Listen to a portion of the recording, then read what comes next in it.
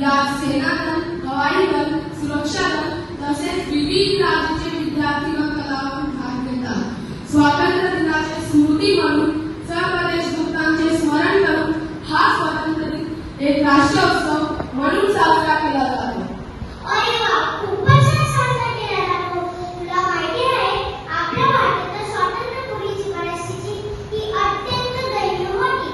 त्यावेळी भारत गुलामाचा देश होता। पूर्ववरील मात्र भारताला राज्य करायचे त्याचे कारण एकच, आपल्यातील एकीचा अभाव व फितुरी। पुढे लोकमान्य टिळक, महात्मा गांधी, नेताजी सुभाषचंद्र बोस यांनी राष्ट्रसन्मान जागवला।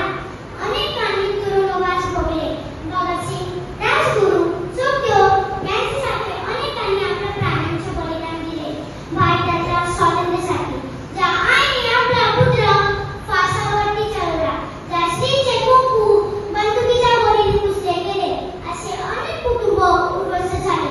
अशा या सर्व देशवासियांसाठी जे देशासाठी लढले ते अमर हुतात्मे झाले, जे फासावरती चढले ते अमर हुतात्मे झाले।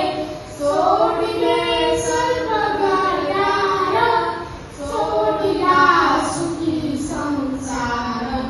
अशा अनेक संकटांना झुंज दिल्यानंतर अखेरीस दिनांक 15 ऑगस्ट 1947 रोजी आपला भारत देश स्वतंत्र झाला।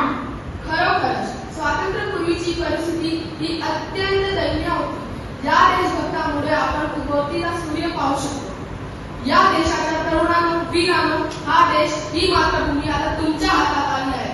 आज आपण अनेक बातम्या वाचतो, ऐकतो की आज एवढे सैनिक शहीद झाले आहेत। तेव्हा विचार येतो, स्वातंत्र्य मिळविण्यासाठी जेवढे क्रांतीवीर महत्वाचे, तेवढे स्वातंत्र्य टिकविण्यासाठी सीमेवर लढणारे जवानांचे बलिदान महत्वाचे आहे। आज आपले जवान अतिशय प्रतिकूल परिस्थितीमध्ये आपल्या छातीची ढाल म्हणून आपले संरक्षण करत आहेत। मित्रांनो, आपल्याला नशिबात देशासाठी रक्त सांगण्याची व प्राण अर्पण करण्याची संधी नाही, पण मात्र आपण देशाची सेवा करू शकतो। ती कशी? तर मित्रांनो, आपण ज्या क्षेत्रात आज आपले करिअर करत आहे ते आपलं काम निष्ठेने, प्रामाणिकपणे, भ्रष्टाचार विना करणे तसेच आपलं कर्तव्य बजावणं हीच खरी देशभक्ती आहे। आज आपल्या शाळेतील शिक्षक शॅडो क्लासेस घेऊन सर्व मुलांचा विकास कसा करता येईल याकडे लक्ष देत आहेत। त्याचप्रमाणे जास्त वेळेस थांबून मुलांची प्रगती कशी करता येईल कशी यासाठी ज्याप्रमाणे गरुड आकाशात उडत असते तेव्हा त्याला जमिनीवरील आपल्या घरट्यातील पिल्लाकडे असते, त्याचप्रमाणे आपल्या शाळेचे मुख्याध्यापक माननीय बिंदू मॅम यांचे लक्ष आपल्या पिल्लाकडे अर्थात शाळेतील विद्यार्थ्यांकडे असते।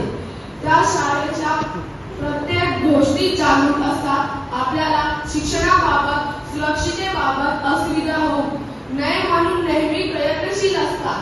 अशा प्रकारे उत्तम दर्जाचे शिक्षण देऊन हा एक प्रकार देशाची सेवा करत आहे। हीच खरी देशभक्ती आहे।